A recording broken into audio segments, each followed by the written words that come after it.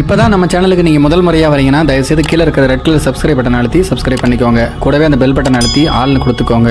அப்போ தான் நம்ம போடுற வீடியோ உங்களுக்கு தினமும் கிடைக்கும். சரி வாங்க இப்போ நம்ம வீடியோக்குள்ளே போகலாம். ஒரு பணக்காரனுக்கு மிகவும் அழகான ஒரு மகள் ஒருத்தி இருந்தாள்.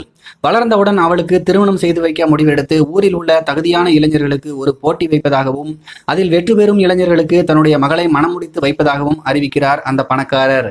போட்டி நாள் அன்று ஊரில் உள்ள வலுவான திறமையான புத்திசாலியான இளைஞர்கள் எல்லோரும் கூடுகிறார்கள். சிலர் கையில் பேப்பரும் பேனாவுமாய், சிலர் கையில் கத்தியுடன், சிலர் வீச்சறிவாளுடன், சிலர் துப்பாக்கியுடன், இப்படியாக நிறைய ஆண்கள் அங்கே கூடியிருந்தார்கள். அவர்களை தன்னுடைய மிகப்பெரிய நீச்சல் குளத்துக்கு அழைத்து போகிறான் அந்த பெரிய பணக்காரன். அந்த நீச்சல் குளத்தில் இந்த முனையிலிருந்து எதிர்முனைக்கு முதலில் யாரெல்லாம் நீந்தி கடக்க முடிகிறதோ அவனுக்கு என்னுடைய மகளை திருமணம் செய்து தருவேன் என்று சொன்னான் அந்த பணக்காரன். அவன் சொல்லி முடித்த அடுத்த வினாடியே கடகடவென அனைவரும் நீச்சலுக்கு தயாராக வேகமாக உடைகளை கலற்ற ஆரம்பித்த போது, அது மட்டும் இல்லை, கூடவே ஒரு 15 மில்லியன் டாலர்கள் பணமும் ஒரு தனி பங்களாவும் கூட தருகிறேன். அப்பொழுதுதானே என்னுடைய அருமை மகள் தன் மனவாழ்வை சுகமாக ஆரம்பிக்க முடியும் என்று சொன்னான் அந்த பெரிய பணக்காரன். சரி, உங்கள் எல்லோருக்கும் நல்வாழ்த்துக்கள்.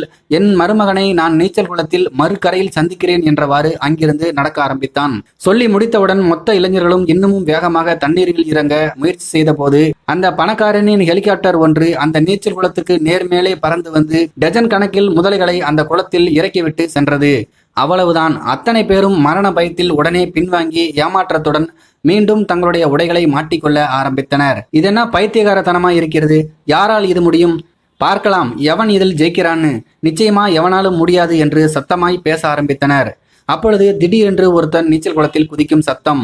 அத்தனை பேரும் மூச்சுவிடக்கூட மறந்து உச்சபட்ச அதிசயத்தில் அவனையே கண்ணியமிக்காமல் கவனிக்க ஆரம்பித்தனர்.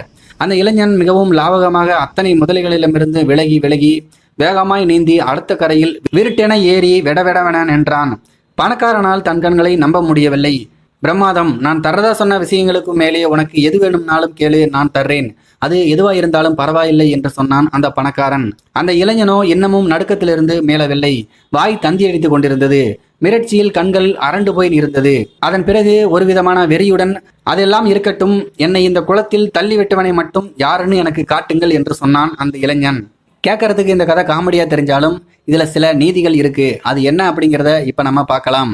முதலைகள் இருக்கக்கூடிய நீரில் தள்ளி விடப்படும் வரை உன்னுடைய திறமை என்னவென்றே உனக்கு தெரியாது. உன்னை முதலைகளுக்கு காவு கொடுக்க நினைத்தவர்கள் உண்மையில் உன் உள்ளிருந்து திறமையை வெளிக்கொண்டு வந்து உன்னுடைய கனவு எதிர்காலத்தை அடைய உதவியவர்கள்தான். அவர்களுக்கு நீங்கள் நன்றி சொல்ல வேண்டும். சில நேரம் மிகவும் மோசமான தருணங்களை கடக்கும் பொழுதுதான் நமக்கு உள்ளிருக்கும் நிஜத்திறமை வெளிப்படும். சிலருக்கு இந்த மாதிரி அசாத்திய பிரச்சனைகளில் வலுக்கட்டாயமாக தள்ளப்படும் பொழுது மட்டுமே அவர்களால் வாழ்வின் உயர் இலக்கை அடைய முடிகிறது. இந்த விஷயம் சில பெற்றோருக்கு தெரியும். அதனால் நீங்கள் பெற்றோரை நம்புங்கள். எப்படி நண்பர்களே இருந்தது இந்த கதை?